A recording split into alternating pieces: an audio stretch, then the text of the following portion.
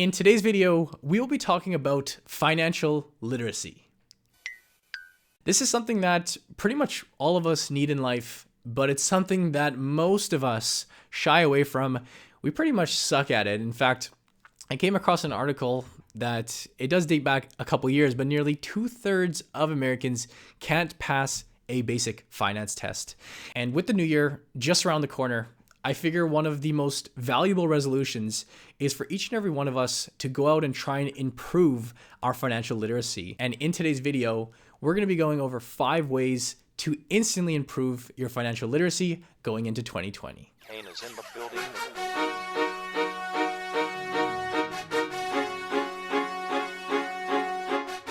What is going on, you guys, and welcome back to another video on the channel. My name is Brandon. If you are new here, be sure to subscribe. We post videos every week. And if you are a beginner to the stock market, check out the free case study that we have on our Investing Academy. That'll be that first link down in the description below. But we'll start here with some education, all right? How to improve your financial literacy. And I actually have a book with me here, a book that you very likely are familiar with. It's Rich Dad, Poor Dad. And I actually went out just yesterday and got myself a copy of this. It has been years since I've read this book. It was one of the first finance books that I ever read, going back a number of years. And just rereading this book really sparked some motivation to come out and film this video. If you haven't checked out this book yet, my challenge to you for 2020, for each and every one of you guys, go out and get your hands on a copy of this. This one runs at about $8.99. And I'm not exaggerating when I say it could very likely be the best investment that you make over the coming year. Even if you are somebody that has read it, like myself, go back and read it again, because just going through the first couple chapters, I'm reminded about how powerful this book is at really opening up your mindset and really just paving the way in terms of how to think about finances. A suggestion that I love to throw out on this channel, if you haven't read it already, is The Intelligent Investor. What I would say as point number 1 to boost your financial literacy is to make the commitment to go out and read this year. And whether you're an avid reader, whether you don't read at all, set a number, set a target, whether it be 3 books, whether it be 5 books, whether it be 20 books that you hope to. Maybe 20 books is a little aggressive, but maybe not. Set a target that you can aim for over the new year, where you can read, you can learn and expand your knowledge and just absorb the world of finance. Boost your financial literacy by going out and reading some finance books. Point number 2 on the topic of education, and this one is so easy. It is so simple, and it doesn't even require you to pay $8.99 for a book. It's completely free, and that is boost your financial literacy by learning online. And by learning online, in particular, I'd highlight things like podcasts, and of course, where you're watching this video on YouTube.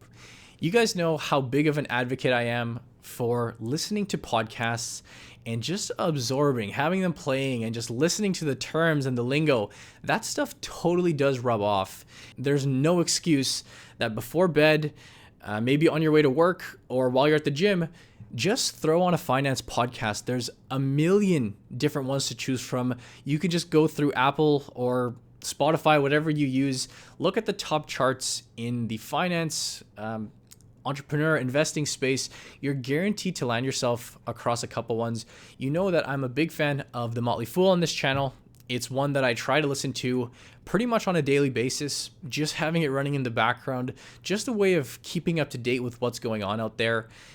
YouTube is probably the best platform out there right now in terms of coming out for free education in really all spaces, but a channel that I would recommend in finance in particular, if you're trying to boost your knowledge, boost your literacy, take a look at someone like Graham Stephan.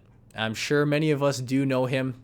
If you don't, definitely go check him out. I'll put a link down below. But channels like his are just outstanding for boosting your overall understanding of a variety of topics. Great content, well produced, easy to understand, and most importantly, free.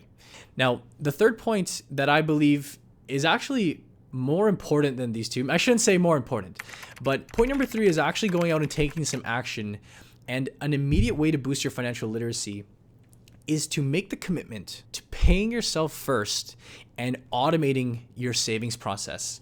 And this is one thing that every single person should be doing. Well, I guess that's actually two things: paying yourself first and automating the process. But to me, this all falls under the umbrella. It all falls under the category of managing your cash flow, learning to save effectively and efficiently. And paying yourself first entails, rather than receiving your paycheck, let's say at the beginning of the month, going through the month and spending on entertainment, food costs, buying groceries, going to the movies, etc., and then seeing what's left over at the end of the month to save. Paying yourself first is exactly what the name implies, and it's making the commitment up front to pay your bills, to pay yourself a set amount to, let's say, your savings account, ideally maybe to your investment account, sectioning that off right away, and whatever's left over, that then becomes your discretionary money, not the other way around. And this was actually one of the concepts touched on in this book. My favorite way to quote this, or it actually comes from a Warren Buffett quote. It goes something like, don't save what is left after spending, but spend what is left after saving. And there really isn't a better way to put that. Once you're open to that concept, the next step is to automate that process. And by automate, I mean put a system in place where every month, let's say once a month, you automatically send. Your bank account will automatically wire or automatically transfer money from your checking account directly into your savings account, directly into your investment account, to the point where you don't have to worry about it. You may not even know what's happening. You don't have to think about it. It will automatically do that for you. I guarantee that these two things alone will give you a real life practical taste of what it's like to actually start budgeting and actually start understanding where your money's going. It is an absolute eye-opener. And that actually leads into point number 4, which I just mentioned there. If you want to increase your financial literacy, go out and set yourself a budget. And budgets, everybody hates budgets. I don't know why. Budgets are actually pretty awesome. This is something that should constantly be revisited, whether you're using something like an app, maybe something like Mint being, of course, one of the popular ones. Maybe you make yourself a homemade spreadsheet, which is what I personally like to do. Using a budget is an immediate way. It's actually a quite sobering way to take a look at your overall financial situation, take a look at your incomes, however little, however much they may be. Take a look at where you're spending your money into the different categories. In all honesty, with my budget, I like to keep things very simple.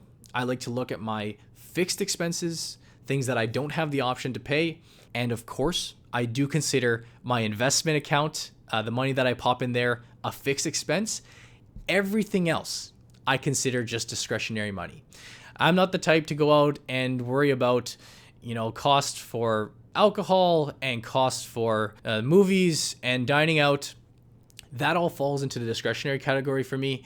You can make it as personalized or as basic as you want, but by taking a look at your finances, by taking the time to actually go out and create a budget, it is extremely, extremely sobering to know where your money's going, to get a realistic idea of how much you're spending where, how easy it is to find and identify areas that you may be overspending. You may have some money slipping through the cracks where you could easily cut back on that.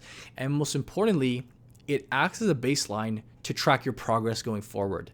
And one of the things that I would challenge each and every one of you guys to do is, wherever your current budget is looking like, whether it be good, whether it be bad, is to just make minor improvements going throughout the year. Don't try to do something crazy like save 75% of your income or cut your expenses down by half. That's, for most people, pretty unrealistic. And a much more practical way, a way that will likely bring you more success, is to aim for small increments. Decrease your discretionary spending by 5% over the next month or two. Increase your savings amount by the end of the year. Aim for a target of 15% instead of 0 or instead of 5. There's a million things that you can do, but you can't do that without first taking that screenshot. And the budget is just a 100% must do. When it comes to increasing your financial literacy, you got to first know where you stand and see where there are areas to improve. The 5th way to increase your financial literacy over the coming years, without a doubt the best one, maybe that's a little bit biased here, but that is to go out and start investing. And I don't care if that means going out and buying one stock or one ETF, or simply opening up an account with Robinhood. Here in Canada, we have Questrade, Wealth Simple Trade with no commissions, no minimum balances, no minimum balance required.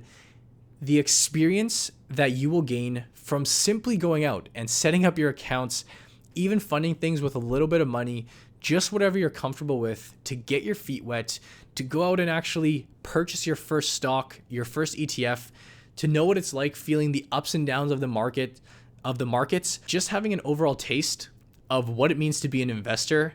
To me, there is no better way of boosting your financial literacy than going out and doing it yourself.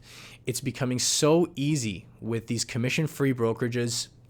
Charles Schwab over in the States, zero commissions. Wealth Simple Trade announced very recently that they're now offering RRSPs to complement their TFSAs. Those you can very easily set up an account, link up your bank account, and send over $50 to go out and buy your first stock. You could sit at home and read 20 books a day. You could stare at your computer screen and watch video after video after video, but nothing will give you the experience. Nothing will be as real and as practical as going out and just getting your feet wet for yourself. So that would be my final tip for you guys. These are all things that can be implemented very easily, and in many cases for not a whole lot of costs. Of course, investing, you have to put some money aside, and if you're going to go out and buy a book, that does cost money. But each of these 5 ways in today's video, they're just means of investing in yourself and furthering your knowledge, furthering your financial skills, your financial literacy. It is not crazy to think that working your financial skill set, that is no different than going to the gym and working on your muscles the same way you'd go out and train to have a nice summer body. The commitment that you would put on a daily basis, the repetitions you'd put in, the work you would put on to building up your body, the exact same goes when it comes to financial literacy, when it comes to your financial education. You got to commit to reading books, exercising the brain, hearing different points of views, and just going out and getting experience. It does take time, but you chip away at it every day, and before you know it, you are a financially literate genius. Thank you guys for watching today's video. If you enjoyed, feel free to give this one a thumbs up, and I would love to hear from you guys. What are some ways that you personally plan, or maybe you personally already implement, ways that you go out to improve your financial literacy? Like I said, I'm dead serious about reading this book, whether you've never read it before, or if you have, go read it again. It was the inspiration for me putting this video together, and I'd love to hear what inspires you guys. What is it that drives you to go out and improve your financial situation, to improve your knowledge in the finance space? Leave a comment down below. If you're not already subscribed, like I said, we post videos every week. And if you are a beginner to the stock market, if one of the things you're trying to tackle in the new year is building a portfolio, getting started with investing, doing it the right way, click the free case study that we have down below this video. We're helping beginners go from absolutely nothing to having a diversified portfolio where they're earning passive income, they're growing their wealth. Learn more about that down below. But as always, I thank you guys for watching. I hope you enjoyed, and I'll see you in the next video.